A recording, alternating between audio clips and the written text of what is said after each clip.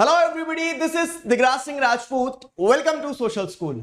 स्वागत है आप सभी का द कहानी सीरीज के इस लेक्चर में, जहां पर हम क्लास 10th इकोनॉमिक्स का chapter globalisation and the Indian economy, इस चैप्टर को रैपिडली रिवाइज करने वाले हैं। यहां पर मैं आपको एक स्नैप रिकैप दूंगा कि आखिरकार चैप्टर में क्या क्या है। यह वीडियो आपके लिए रिवीजन के पर्सपेक्टिव से सबसे ज्यादा इंपॉर्टेंट है। नो डाउट आपके हार्डवर्क को कोई रिप्लेस नहीं कर सकता। आपको चैप्टर पूरा अच्छे से पढ़ना पड़ेगा, आपको क्वेश्चन आंसर्स लगाना पड़ेंगे, ठीक है, आपको आंसर्स लिख लिख के देखना पड़ेंगे। लेकिन रिवीजन की जब बात आती है तो आपको अगर एक स्टोरी चाहिए तो you are going to get that story in this video.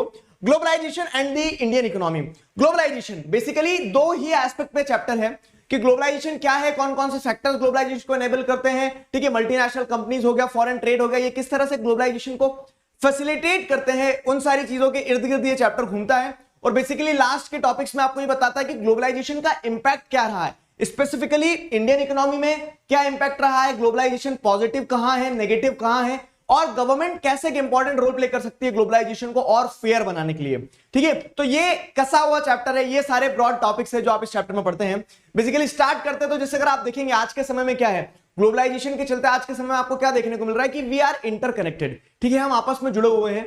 हम आपस में ऐसे जुड़े हुए हैं कि आज हम इंडिया में बैठ के जर्मनी में जो कार्स बन रही है वो आप इंडियन रोड्स पे देख सकते हैं, ठीक है। आप इंडियन मार्केट में कह सकते हैं फॉरेन प्रोडक्ट्स, चाइनीज प्रोडक्ट से लगा के यूएस प्रोडक्ट, सारे प्रोडक्ट्स आपको इंडियन मार्केट में मिल सकते हैं। तो इस तरह से स्थिति आज ये है कि आज एक इंटरकनेक्टेड आपस में हम कह सकते हैं कि एक मतलब बहुत ही जल्दी हमारे मार्केट्स ट्रांसफॉर्म हो गए, बहुत ही जल्दी आप जिस देखेंगे तो चीजें बदल गई हैं, और वो सब कुछ ग्लोबलाइजेशन के कारण, मतलब वर्ल्ड का आपस में जो इंटरकनेक्शन है उसके कारण, ठीक है। तो अब अगर हम एस्पेक्ट को समझें तो प्रोडक्शन अक्रॉस कंट्रीज, ठीक है, प्रोडक्शन अक्रॉस कंट्रीज ग्लोबलाइजेशन का एक बहुत ही बेसिक और मोस्ट विजिबल फिनोमिनन है। क्या कि पहले ऐसा होता था पास्ट टाइम में कि प्रोडक्शन जो रहता था वो क्या रहता था, प्रोडक्शन विद इन कंट्रीज में लिमिटेड रहता था। प्रोडक्शन जो रहता था वो क्या है, एक स्पेसिफिक एरिया तक सीमित रहता था। क्यों? क्योंकि जो मूवमेंट होता था वो रॉ मटेरियल का होता था, आइडियाज का होता था, और कह सकते हैं फिनिश प्रोडक्ट्स का होता था। लेकिन प्रोडक्शन जो है उसी देश में वहीं के वहीं होता था, वहां से प्रोड्यूस करके फिर सामान ले जाया जाता था। लेकिन फिर क्या होता है, रीसेंट टाइम पीरियड में जैसे जैसे मल्टीनेशनल कॉर्पोरेशंस, एमएनसीज या फिर मल्टीनेशनल कंपनीज कह लो, ये कंपनीज जब आने लगी ना, तो इन कंपनीज के आने से क्या हुआ, इन कंपनीज के आने से अब क्या होने लगा कि प्रोडक्शन अक्रॉस कंट्रीज हो रहा है, ठीक है। प्रोडक्शन अक्रॉस कंट्रीज जो हेडिंग दिया ना, तो मतलब कहीं पे एक सामान बन रहा है, कहीं पे दूसरा सामान बन रहा है, कहीं पे उसकी असेंबलिंग हो रही है, बिग कहीं चौथी देश में रहा है। तो ये सिस्टम आ रहा है। अब ये क्यों कर रही है, ये मल्टीनेशनल कंपनीज इतनी उठापटक क्यों करती है? तो मल्टीनेशनल कंपनीज ये देखती है कि कहां उन्हें चीपेस्ट रॉ मटेरियल मिल रहा है, कहां उन्हें लेबर जो है लो कॉस्ट पर मिल जा रहे हैं, वो देखती है कि कहां पे गवर्नमेंट पॉलिसीज वगैरह फेवरेबल है। और इन सारे फैक्टर्स को ध्यान में रखते हुए आप क्या देखते हैं कि मल्टीनेशनल कंपनीज कॉस्ट को कम करने के लिए अलग अलग देशों में क्या करती है, प्रोडक्शन प्रोसेस को कैरी आउट करती है। Production across countries is visible through this process, ठीक है। तो हम क्या कह सकते हैं कि बड़ा जो आप प्रोडक्शन देख रहे हैं ना, प्रोडक्शन क्या हो गया, एक कॉम्प्लेक्स प्रोसेस बन गया, ठीक है। तो मल्टीनेशनल कंपनीज के द्वारा जो प्रोडक्शन प्रोसेस है वो कॉम्प्लेक्स हो गई है। कैसे? तो एग्जांपल बताया गया क्या कि गुड्स जो है, गुड्स की मैन्युफैक्चरिंग चाइना में हो रही है। क्यों? क्योंकि वहां पे आपको क्या दिख रहा है, वहां पे आपको सस्ता लेबर मिल जा रहा है, ठीक है। उसके आफ्टर सेल सर्विस इंडिया में हो रही है। क्यों? क्योंकि इंडिया में आपको इंग्लिश स्पीकिंग यूथ मिल जाएगा जो कॉल सेंटर्स वगैरह संभाल सकता है, ठीक है। उन्हें लाया जाता है ट्रांसपोर्ट करके मैक्सिको में, जहां से क्या है आसानी से उसे यूरोपियन और यूनाइटेड स्टेट्स के मार्केट में सप्लाई किया जा सकता है। तो ये प्रोडक्शन इस तरह से क्या हो रहा है, अक्रॉस कंट्रीज आपको देखने को मिल रहा है। समझ में आया? अब ये जो प्रोडक्शन अक्रॉस कंट्री देखने को मिलता है, तो ये इंटरलिंकिंग प्रोडक्शन अक्रॉस कंट्रीज कैसे देखने को मिलता है, ठीक है, ये कैसे होता है? अब प्रोडक्शन में क्या देख रहे हैं, आपके गुड्स के पैर तो नहीं निकल के आए कि वो दौड़ के चले जाएंगे। तो यहां पे ये प्रोडक्शन जो है, ठीक है, ये आपस में कंट्रीज को इंटरलिंक कैसे करता है। तो यहां पे आपने एक चीज सीख ली है कि मल्टीनेशनल कंपनीज क्या होती है। Multinational companies are those huge corporations which owns and controls operations और कह सकते हैं production process in more than one nation. ये एमएनसी जो है ना, ये इंटरलिंकिंग में बहुत इंपॉर्टेंट रोल प्ले करती है। कैसे एमएनसीज इंटरलिंकिंग में बहुत इंपॉर्टेंट रोल प्ले करती है, आपको वो समझना होगा।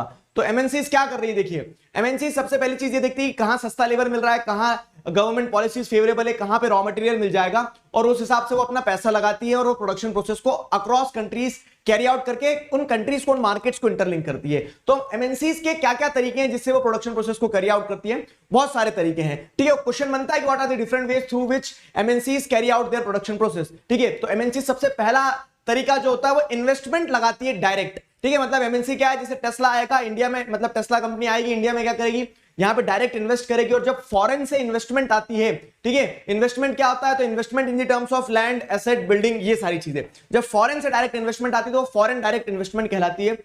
फॉरेन डायरेक्ट इन्वेस्टमेंट की मदद से क्या होता है, प्रोडक्शन प्रोसेस कैरी आउट होता है। एक तरीका ये हो गया, ठीक है। दूसरा तरीका क्या है कि मल्टीनेशनल कंपनीज क्या करती है, मल्टीनेशनल कंपनीज जॉइंटली प्रोड्यूस करती है यहाँ की लोकल कंपनीज के साथ में। अब क्या दोनों तरफ ही विन विन सिचुएशन है। मल्टीनेशनल कंपनी नहीं है, उन्हें मार्केट पता नहीं, उन्हें ये नहीं पता है कि किस तरह से कैसे प्रोड्यूस करना है, उनको ये नहीं पता डिस्ट्रीब्यूशन कैसा है, यहाँ की सोसाइटी कैसी है, तो यहाँ के लोकल प्रोड्यूसर के साथ में क्या करती है, हाथ मिला लेती है, उन्हें एक पार्टनर मिल जाता है, ठीक है। अब यहां पे जो लोकल प्रोड्यूसर्स हैं उन्हें भी दो फोल्ड एडवांटेजेस हैं। क्या कि लोकल प्रोड्यूसर्स को सबसे पहले इन्वेस्टमेंट मिल जाता है कि मल्टीनेशनल कंपनी आएगी हमारे साथ हाथ मिलाएगी, तो एक हाथ मिलाएगी, दूसरे हाथ में पैसा भी देगी, इन्वेस्टमेंट। और दूसरी चीज क्या है, लेटेस्ट टेक्नोलॉजी, जिससे शायद हो सकता है लोकल प्रोड्यूसर डिप्राइव्ड हो। तो दूसरा तरीका है वो जॉइंटली प्रोड्यूस करती है, इससे मल्टीनेशनल कंपनीज को भी फायदा और लोकल प्रोड्यूसर्स को भी फायदा है, दोनों को फायदा है। तीसरा और मोस्ट कॉमन तरीका जो है ना, ये मल्टीनेशनल कंपनीज इतनी बड़ी बड़ी होती है, इनकी कह सकते हैं इनका टर्नओवर, इनके पास इतना पैसा होता है, इनकी वर्थ इतनी होती है कि छोटे छोटे देशों की तो जीडीपी जितनी होती है उतनी कुछ मल्टीनेशनल कंपनीज के पास पैसा होता है। तो यहां पर क्या देखने को मिलता है आपको कि तीसरा तरीका यह है कि with the huge immense wealth these multinational companies are able to procure the existing producers, ठीक है। वो क्या कर देती है कि जो पहले से लोकल प्रोड्यूसर्स को पूरा का पूरा खरीद लेती है, लोकल प्रोड्यूसर्स को बाय अप कर लेती है, और लोकल प्रोड्यूसर्स को बाय अप करने के बाद में क्या है, वो अपना प्रोडक्ट्स को बेचना स्टार्ट करती है। फॉर एग्जांपल जैसे पराग फूड्स जो है, तो पराग फूड्स को यूएस की कंपनी जो थी, इंडिया में पराग फूड्स थे, उसको क्या करा, यूएस की कारगिल लिमिटेड ने खरीद लिया था, ठीक है। चौथा तरीका जो आपको देखने को मिलता है जिससे मल्टीनेशनल कंपनीज प्रोडक्शन प्रोसेस को कैरी आउट करती है, तो वो चौथा तरीका है कि मल्टीनेशनल कंपनीज क्या करती है, लोकल प्रोड्यूसर्स को आउटसोर्स करती है कि तुम प्रोड्यूस करो और हमसे क्या ले लेना, मतलब हमसे पैसे ले लेना। वो क्वालिटी को कंट्रोल करती है और वो प्रोडक्ट जब प्रोड्यूस करते हैं लोकल प्रोड्यूसर्स, तो उसको अपने ब्रांड नेम के अंडर में, जैसे एडिडास ने जूते इंडिया में बनवा लिए और छाप दिया एडिडास और बेच दिए यूएसए में और इंडियन मार्केट में, ठीक है। तो इस तरह से चौथा तरीका ये होता है कि it outsource the production to the local producers, quality वगैरह सारी चीज चेक करती है और कह सकते हैं कि पूरी गाइडलाइन देती है कि ऐसे ऐसे प्रोड्यूस करना, ठीक है। So these are some of the ways through which multinational companies penetrates into the market, या फिर कह सकते हैं multinational companies carry out their production process। समझ में आया ये? अब आगे बढ़ते हैं अगर, ठीक है। तो मल्टीनेशनल कंपनीज ने एक बहुत इंपॉर्टेंट रोल प्ले किया। अगेन अब वही वाली बात है कि मल्टीनेशनल कंपनी के पैर नहीं है कि वो जो क्या करेगी, जगह जगह जाएगी इस तरह से। मल्टीनेशनल कंपनीज ये इंटरलिंकिंग को ऑन ग्राउंड पॉसिबल कैसे बनाती है, तो फॉरेन ट्रेड की मदद से इंटीग्रेशन होता है मार्केट को। अभी तक जो पढ़ा उसको अगर जोड़ोगे ना आप, तो आपको समझ में आएगा क्या कि आजकल प्रोडक्शन अक्रॉस कंट्रीज हो रहा है, जिसने क्या कर दिया, ग्लोबलाइज वर्ल्ड को ग्लोबलाइज्ड बना दिया है, ठीक है। प्रोडक्शन प्रोसेस कॉम्प्लेक्स हो गया, उस कॉम्प्लेक्सिटी को पॉसिबल कर पा रहा है एमएनसीज। अब एमएनसीज जो होती है, तो इसमें आपको अगली चीज ध्यान रखना होगा कि इंटरलिंकिंग प्रोडक्शन अक्रॉस कंट्रीज में एमएनसीज एक इंपॉर्टेंट रोल प्ले करती है अलग अलग तरीकों से। अब वो जो अलग अलग तरीकों से इंटरलिंकिंग प्रोडक्शन को पॉसिबल बना पाती है एमएनसीज, लेकिन यहां पे आपको जो पॉइंट ध्यान रखना है वो क्या रखना है कि वो प्रोडक्शन ऑन ग्राउंड इंप्लीमेंट होता कैसे है, प्रोडक्शन प्रोसेस से कंट्रीज इंटरलिंक होती कैसे है, तो वो फॉरेन ट्रेड से, कि यहां सामान बना है कुछ, इसे क्या कर दिया, दूसरे देश में बेच दिया, दूसरे देश से तीसरे देश में बेच दिया, ठीक है। तो इस तरह से क्या है, फॉरेन ट्रेड जो है, फॉरेन ट्रेड मार्केट्स को आपस में इंटीग्रेट कर देते हैं, ठीक है। तो यहां पे फॉरेन ट्रेड क्या होता है समझो, फॉरेन ट्रेड मतलब सिंपल सी चीज है कि जो भी गुड्स कहीं बने हैं उसको दूसरी जगह तक पहुंचाना पड़ेगा, और जब क्या है गुड्स को अलग अलग कंट्रीज के बीच में इस तरह से ट्रेड किया जाता है, वो फॉरेन ट्रेड कहलाता है। फॉरेन ट्रेड के एडवांटेज क्या है देखो, तो फॉरेन ट्रेड का सबसे बड़ा एडवांटेज ये है कि जो डोमेस्टिक प्रोड्यूसर है उसे अपने मार्केट से बाहर गुड्स पहुंचाने का मौका मिल जाता है, और जो वहां का डोमेस्टिक कंज्यूमर है उस कंज्यूमर को बाहर के देशों का प्रोडक्ट अपने देश में मिल जाता है जब फॉरेन ट्रेड होता है। तो फॉरेन ट्रेड से क्या है, products are not limited to the domestic market, ठीक है, वो एक्सपैंड होते हैं, तो प्रोड्यूसर को भी मौका मिलता है कि वो दूसरे देशों तक अपना सामान पहुंचा पाए, कंज्यूमर को भी मौका मिलता है कि वो दूसरे देशों का सामान, दूसरे देशों की क्वालिटी प्रोडक्ट्स अपने देश में ला पाए, ठीक है। इस तरह से फॉरेन ट्रेड होता है। एग्जांपल यहाँ पे चाइनीज टॉयज वाला दिया है कि चाइनीज टॉयज जैसे, तो क्या उन्होंने देखा चाइनीज टॉय मैन्युफैक्चरर्स ने कि इंडियन मार्केट है, उन्होंने अपने यहाँ पे डंप करना स्टार्ट कर दिया प्रोडक्ट्स को, चाइनीज टॉयज को। तो चाइनीज टॉयज जैसे जैसे आते गए तो इंडियंस को क्या है कह सकते हैं, चाइनीज टॉयज इंडियन मार्केट में जब आए जो कि सस्ते थे, तो उसके चलते इंडियंस ने क्या करना स्टार्ट कर दिया, चाइनीज टॉयज को खरीदना स्टार्ट कर दिया। लेकिन with in span of time क्या देखने को मिलता है कि वो चाइनीज टॉयज टुक ओवर कर लेते हैं इंडियन टॉय इंडस्ट्री पे, और इंडियन प्रोड्यूसर्स को मार्केट से बाहर निकाल देते हैं, ठीक है। तो ये आपने क्या देखा, ये पूरा बेसिक आपने देखा कि किस तरह से फॉरेन ट्रेड जो है, फॉरेन ट्रेड को बेसिकली कैरी आउट कौन करवा रहा है, एमएनसीज, मल्टीनेशनल कंपनीज यहां पे एक इंपॉर्टेंट रोल प्ले करती है, क्योंकि वही क्या कर रही है, प्रोडक्शन अक्रॉस कंट्रीज पॉसिबल कर पा रही है, ठीक है। तो फॉरेन ट्रेड से मार्केट्स इस तरह से क्या हो रहे हैं, इंटरलिंक हो जाते हैं। समझ में आया फॉरेन ट्रेड क्या है, क्या एडवांटेज है, कैसे मार्केट इंटरलिंक होते हैं। अब अगर हम देखें ये सारी चीजें, मल्टीनेशनल कंपनी, फॉरेन ट्रेड, ये सब मिलके क्या कर पाते हैं, ये सब मिलके एक तरह से आप देखोगे तो ग्लोबलाइजेशन को पॉसिबल करवा पाते हैं। तो with the rise in multinational companies foreign trade में इंक्रीज हुआ है, ठीक है, फॉरेन ट्रेड में इंक्रीज हुआ है, फॉरेन इन्वेस्टमेंट में इंक्रीज हुआ है, और इससे क्या देखने को मिल रहा है, आज आपको देखने को मिल रहा है क्या कि we are interconnected and interlinked, ठीक है, विद ईच अदर। तो प्रोडक्शन प्रोसेस, ठीक है, the interlinking and interconnection of production process is known as globalisation. Globalisation में सिर्फ गुड्स और सर्विसेज ही इंटरलिंक और इंटरकनेक्ट नहीं होते।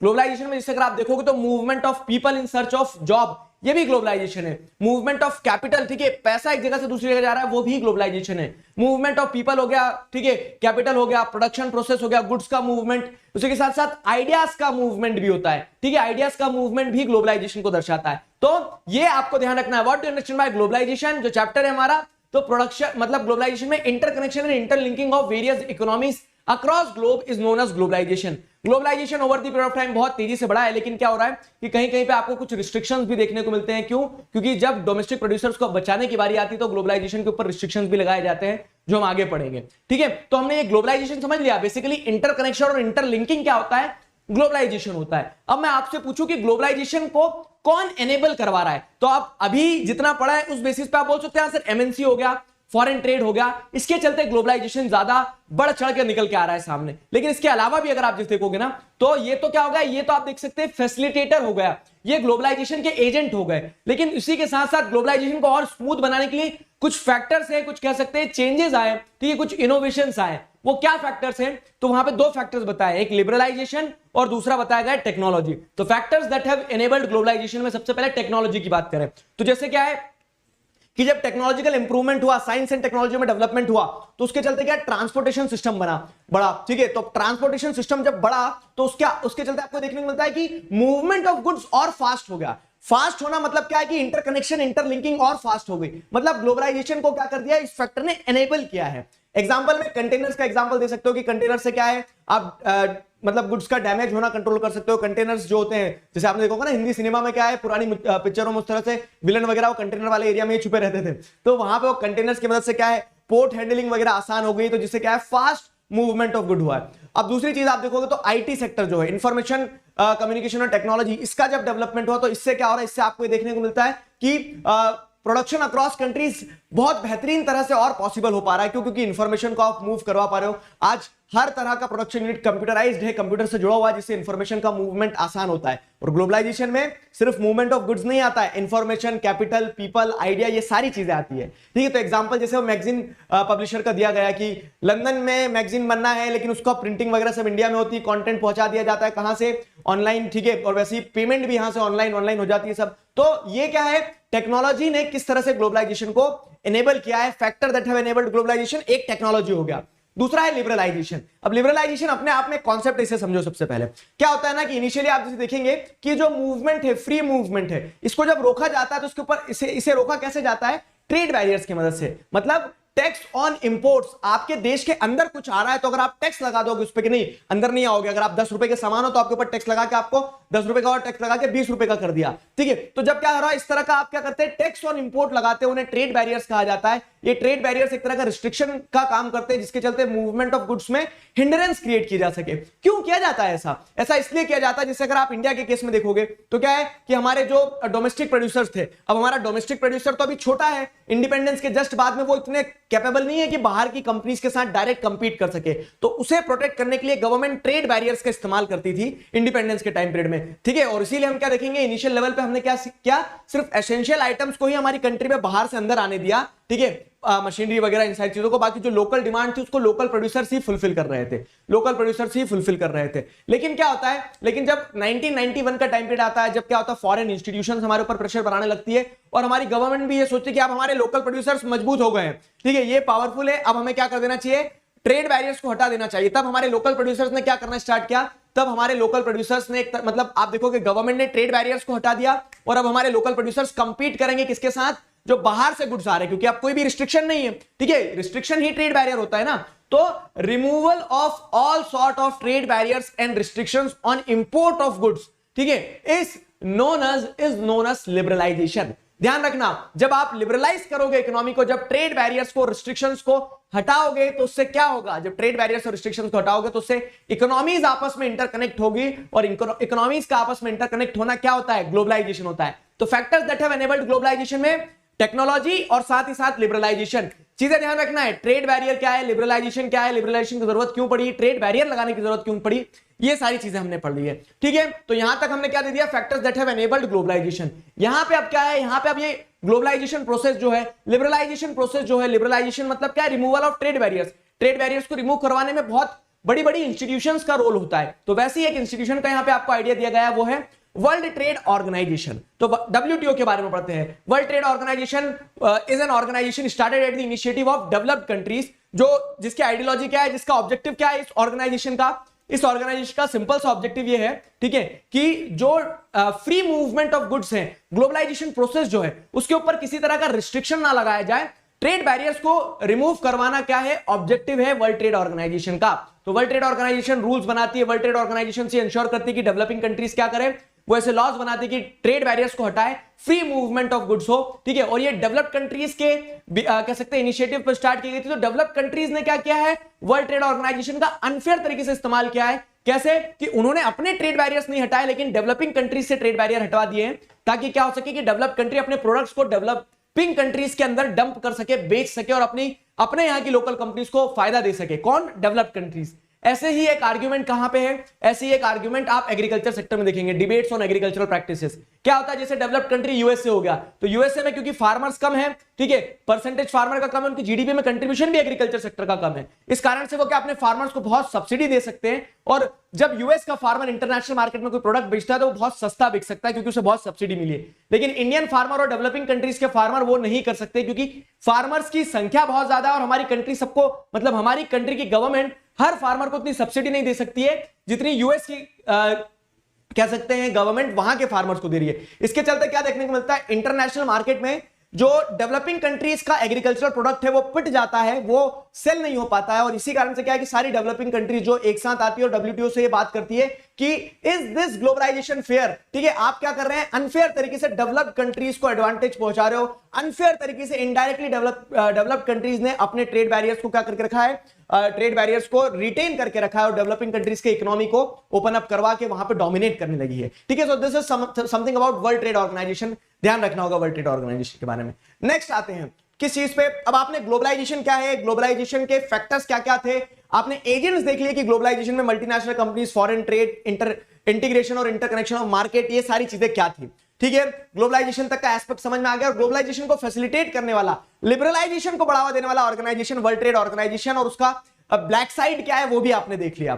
ठीक है, अब बारी आती है इंपैक्ट की, कि ग्लोबलाइजेशन सही है या गलत है। तो देखो, हर सिक्के के दो पहलू होते हैं, ग्लोबलाइजेशन के पॉजिटिव भी है, नेगेटिव भी है। पॉजिटिव की अगर बात करें तो कंज्यूमर्स को ग्लोबलाइजेशन का बहुत बड़ा फायदा है। क्या फायदा है कि जब ग्लोबलाइजेशन होता है तो उसके चलते आपको क्या देखने को मिल रहा है कि सारे कंज्यूमर जो है वो बेस्ट ऑफ क्वालिटी प्रोडक्ट पा सकते हैं, ठीक है, एट अ कॉम्पिटिटिव प्राइस। क्योंकि जब ग्लोबलाइजेशन होगा तो हर प्रोड्यूसर चाहेगा कि वो बेहतरीन क्वालिटी का प्रोडक्ट दे, और उस बेहतरीन क्वालिटी के प्रोडक्ट को वो बहुत कम दाम में दे, ताकि उसका प्रोडक्ट बिके। ठीक है, तो रिसर्च एंड डेवलपमेंट पे फोकस किया जाएगा, कॉस्ट रिडक्शन पे फोकस किया जाएगा, ये सारी चीजें आपको देखने को मिलती है। ये इंपैक्ट है ग्लोबलाइजेशन का। ठीक है, ये ग्लोबलाइजेशन का इंपैक्ट है। ठीक है, पॉजिटिव है किसके लिए, कंज्यूमर्स के लिए। वैसे अगर प्रोड्यूसर्स की बात की जाए तो प्रोड्यूसर्स के ऊपर क्या है, ग्लोबलाइजेशन का इंपैक्ट जो है तो नॉट सो पॉजिटिव रहा है, या फिर मिक्स्ड रहा है। तो पॉजिटिव इंपैक्ट भी है, जैसे लोकल प्रोड्यूसर जो है, तो लोकल प्रोड्यूसर्स को क्या है, मौका मिला, क्योंकि क्या हो रहा है कि लोकल प्रोड्यूसर को जैसे आप देखेंगे तो मार्केट इंडिया में ह्यूज मार्केट है, तो जैसे सॉफ्ट ड्रिंक्स हो गया, ठीक है, कंज्यूमर प्रोडक्ट्स हो गए, इनकी डिमांड बढ़ी है ग्लोबलाइजेशन के चलते। ठीक है, इंडियन प्रोड्यूसर्स ने बाहर पहुंचाना स्टार्ट किया, बाहर से यहाँ पे प्रोड्यूसर्स आना स्टार्ट हो गए। बहुत सारी इंडियन कंपनीज क्या है, वो ग्लोबलाइज्ड हो चुकी है, वो मल्टीनेशनल कंपनी बन चुकी है, जैसे रेनबैक्सी हो गया, एशियन पेंट हो गया, ठीक है, सुंदरम फास्टनर्स हो गया। तो सब अलग अलग डोमेन में, कोई मेडिसिन बना रहा है, कोई ठीक है, कोई नट्स एंड बोल्ट्स बना रहा है, कोई पेंट बना रहा है। हर कंपनी, जैसे इन्फोसिस देखोगे आप आईटी सेक्टर में, तो बहुत सारी इंडिया की ऐसी कंपनी है जो क्या है, ग्लोबलाइजेशन के चलते क्या बन गई है, एक मल्टीनेशनल कंपनी बन गई है, दूसरे देशों के मार्केट तक पहुंच गई है। तो ये उसका एडवांटेज है। ठीक है, ये ग्लोबलाइजेशन के आपको क्या देखने को मिल रहे हैं, पॉजिटिव एडवांटेज भी देखने को मिल रहे हैं प्रोड्यूसर के ऊपर। साथ ही साथ जैसे देखोगे तो नए sector such as IT sector वगैरह जो है, तो ग्लोबलाइजेशन के चलते क्या है, इंडिया का आईटी सेक्टर वर्ल्ड वाइड क्या है, जायंट के नाम से जाना जाता है। क्यों? क्योंकि हमें बहुत सारा फॉरेन एक्सचेंज लाके देता है। तो ये ग्लोबलाइजेशन के एडवांटेज भी है। ठीक है, लेकिन अगर आप वहीं पे देखेंगे इंपैक्ट ऑफ ग्लोबलाइजेशन जो है, तो वो नेगेटिव भी रहा है। नेगेटिव कैसा रहा? तो जो स्मॉल प्रोड्यूसर्स है, ठीक है, वुड दे कंपीट और पेरिश, वो जो स्मॉल प्रोड्यूसर्स है वो कंपीट कर पाएंगे या फिर पेरिश हो जाएंगे या फिर खराब, मतलब एक तरह से मार्केट से एलिमिनेट हो जाएंगे। तो यहां पे एग्जांपल दिया गया है किसका? रवि का, ठीक है। तो रवि जैसे आपको बताया कैपेसिटर का प्रोड्यूसर था, लेकिन अब क्या होता है, वो एग्जांपल को रिकॉल करो कि जब मल्टीनेशनल कंपनीज आने लगती है तो क्या होता है कि वो अपने कैपेसिटर खुद बनाने लगी, ठीक है। जो कह सकते हैं कि मार्केट है, मार्केट में टफ कंपटीशन आ गया तो उसके धीरे धीरे क्या उसकी सेल्स वगैरह कम होने लगी। तो यहां पे एक नेगेटिव इंपैक्ट है, देखो कि स्मॉल प्रोड्यूसर्स जो रहते हैं ना, they would not be in a position to compete with the कह सकते हैं competition due to the globalisation, ठीक है, वो उस पोजीशन में नहीं रहेंगे।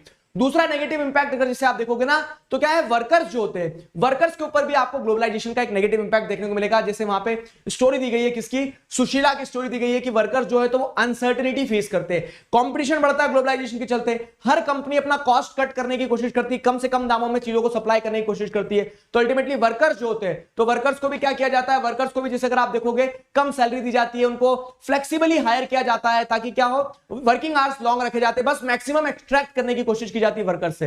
तो ये पॉइंट आपको ध्यान रखना रहेगा कि ग्लोबलाइजेशन का नेगेटिव इंपैक्ट भी स्मॉल प्रोड्यूसर्स पे और वर्कर्स के एम्प्लॉयमेंट पे, ठीक है। अब जब ग्लोबलाइजेशन की समस्याएं हैं आपने देखा, तो ग्लोबलाइजेशन को और फेयर कैसे बनाया जा सकता है? The struggle for a fair globalisation. सबसे पहली चीज, फेयर ग्लोबलाइजेशन क्या है? तो फेयर ग्लोबलाइजेशन ऐसा नहीं कि गोरे कलर का, फेयर ग्लोबलाइजेशन मतलब सिंपल सी चीज ये है कि जहां पर आपको क्या देखने को मिल रहा है कि जो ग्लोबलाइजेशन के बेनिफिट्स है ना वो इक्वली डिस्ट्रीब्यूटेड हो, फ्रूट जो है वो हर एक इंसान एंजॉय कर पाए, ना कि सिर्फ डेवलप्ड या फिर कह सकते हैं अपर सेक्शन जो सोसाइटी का वो एंजॉय करे, ठीक है। तो यहां पे ग्लोबलाइजेशन को फेयर बनाने में गवर्नमेंट एक बहुत इंपॉर्टेंट रोल प्ले कर सकती है, ठीक है। मैंने ग्लोबलाइजेशन का स्लाइडर ही नहीं लगाया था, तो यहां पे गवर्नमेंट एक बहुत इंपॉर्टेंट रोल प्ले कर सकती है। गवर्नमेंट कैसे एक बहुत इंपॉर्टेंट रोल प्ले कर सकती है? तो गवर्नमेंट क्या कर सकती है, लेबर लॉस को स्ट्रिक्ट कर सकती है कि ताकि लेबर्स के लिए रिस्पेक्ट की जाए, मतलब लेबर्स को यूं ही हटाया ना जा सके उनकी जगह से, ठीक है। उनके एम्प्लॉयमेंट सिक्योर कर सकती है, जो हमने नेगेटिव इंपैक्ट देखा ग्लोबलाइजेशन का। दूसरी चीज क्या कर सकती है गवर्नमेंट? ट्रेड बैरियर्स का इस्तेमाल करके लोकल और स्मॉल प्रोड्यूसर्स को बचा सकती है। तीसरी चीज गवर्नमेंट क्या कर सकती है, जैसे आप देखा ना, लोकल प्रोड्यूसर्स को बचाने के लिए ट्रेड बैरियर्स और रिस्ट्रिक्शंस का इस्तेमाल कर सकती है। चौथी चीज गवर्नमेंट ये कर सकती है कि गवर्नमेंट क्या करे, डब्ल्यूटीओ के साथ नेगोशिएट करे, सारी डेवलपिंग कंट्रीज एक साथ आके डब्ल्यूटीओ के ऊपर प्रेशर बनाए कि वो फेयर रूल्स को इंश्योर कर सके, ठीक है। साथ ही साथ एक और पॉइंट जो आएगा, वो ये आएगा कि पब्लिक प्रोटेस्ट जो है, ठीक है, पब्लिक प्रोटेस्ट सच एज क्या है, एजिटेशन हो गया, ठीक है, उसके बाद में स्ट्राइक्स वगैरह हो गई, ये भी क्या कर सकती है, डेवलपिंग कंट्रीज सारी एक साथ आके पब्लिक प्रोटेस्ट के माध्यम से डेवलप्ड कंट्रीज जो है, ठीक है, प्रोडक्ट्स को बॉयकॉट करना या फिर कह सकते हैं डेवलप्ड कंट्रीज की डोमिनेशन को कह सकती है क्वेश्चन कर सकती है। तो ये स्ट्रगल फॉर फेयर ग्लोबलाइजेशन का पार्ट में जाएगा। लेबर लॉ से एक चीज ध्यान नहीं है जो और ध्यान रखना है आपको, स्पेशल इकोनॉमिक जोन्स के बारे में, ठीक है। स्पेशल इकोनॉमिक जोन्स जो होते हैं गवर्नमेंट के द्वारा बनाए जाते हैं किस चीज के लिए? क्योंकि देखो अल्टीमेटली क्या है, फॉरेन कंपनीज जो मल्टीनेशनल कंपनीज उन्हें अट्रैक्ट करेंगे तभी क्या होगा, कंट्री में प्रोडक्शन प्रोसेस बढ़ेगा, इंप्लॉयमेंट मिलेगी। तो इसीलिए क्या स्पेशली डिमार्केटेड एरियाज गवर्नमेंट के द्वारा बनाए जाते हैं जिन्हें स्पेशल इकोनॉमिक जोन कहा जाता है, जहां पे वर्ल्ड क्लास फैसिलिटी दी जाती है ट्रांसपोर्टेशन की, जहां पे टैक्स बेनिफिट दिए जाते हैं कि हाँ अगर इस एरिया में, जैसे हमने एक स्पेशल इकोनॉमिक जोन बनाया, वहां पे आके आप इंडस्ट्री लगा रहे हो, मल्टीनेशनल कंपनी से बोलते हो, तो आपको टैक्स नहीं देना पड़ेगा, वहां लेबर लॉस इजी होंगे, वहां वर्ल्ड क्लास क्या होगा, ट्रांसपोर्टेशन, इलेक्ट्रिसिटी फैसिलिटीज वगैरह होगी, ताकि अट्रैक्ट हो फॉरेन इन्वेस्टमेंट और मल्टीनेशनल कंपनीज हमारी कंट्री में पैसा इन्वेस्ट करें। तो ये पूरी कहानी थी इस चैप्टर की, globalisation and the Indian economy, जो यहां पर होती है समाप्त। आई होप आपका चैप्टर पूरी तरह से नजरों के सामने दौड़ गया इस छोटे से टाइम पीरियड में। तो this was the wonderful chapter. Telegram channel की लिंक आपको डिस्क्रिप्शन में दी है, जिससे आप टेलीग्राम चैनल ज्वाइन कर सकते हैं, आपको अपडेट्स मिलती रहेगी। अनअकैडमी ऐप डाउनलोड कर लीजिएगा, जहां पर आपको बहुत सारे फीचर्स मिलेंगे, जैसे आप स्पेशल क्लासेस अटेंड कर सकते हैं, जहां से आप नोट्स डाउनलोड कर सकते हैं जो भी मैंने आपको दिए हैं, सारा सब कुछ आप एक्सप्लोर कर सकते हैं using the code DIGRAJ Digraj. और अनअकैडमी ऐप पर जो प्लस क्लासेस होती है, तो ये सबसे सुनहरा मौका है और मैं चाहूंगा कि आप सभी इसे समझे एक बार। 45 डेज का प्लस सब्सक्रिप्शन अनअकैडमी पर मात्र 299 में मिल रहा है, ठीक है। ये 299 भी और कम हो जाएगा अगर आप DIGRAJ दिगराज इस कोड का इस्तेमाल करोगे, तो इस पे भी 10% ऑफ मिल जाएगा। ये ऑफर लेकिन लिमिटेड है, 23 अप्रैल से 30 अप्रैल तक ये ऑफर लिमिटेड है। इस ऑफर की मदद से आप क्या कर सकते हो, क्लास 8 से लगा के 12th, IIT, नीट, ये सारे सब्सक्रिप्शंस प्लस सब्सक्रिप्शंस एक्सप्लोर कर सकते हो और ये देख सकते हो, क्या देख सकते हो कि क्या अनअकैडमी प्लस पर प्रोवाइड किया जा रहा है, ठीक है। आप अपनी प्रिपरेशन को और मजबूत कर सकते हो, तो I would suggest you to go for this, ठीक है। तो लिमिटेड पीरियड ऑफर है, please think about it. I hope you people enjoyed it, आपको सारी चीजें बेहतरीन तरह से समझ में आई है। सेशन हमारा यहाँ पे कंप्लीट होता है, चैप्टर रिवाइज हो गया है, अभी के लिए साइन ऑफ करता हूं। Signing off with this, together we can, we will keep studying, keep learning, keep revising. Thank you very much.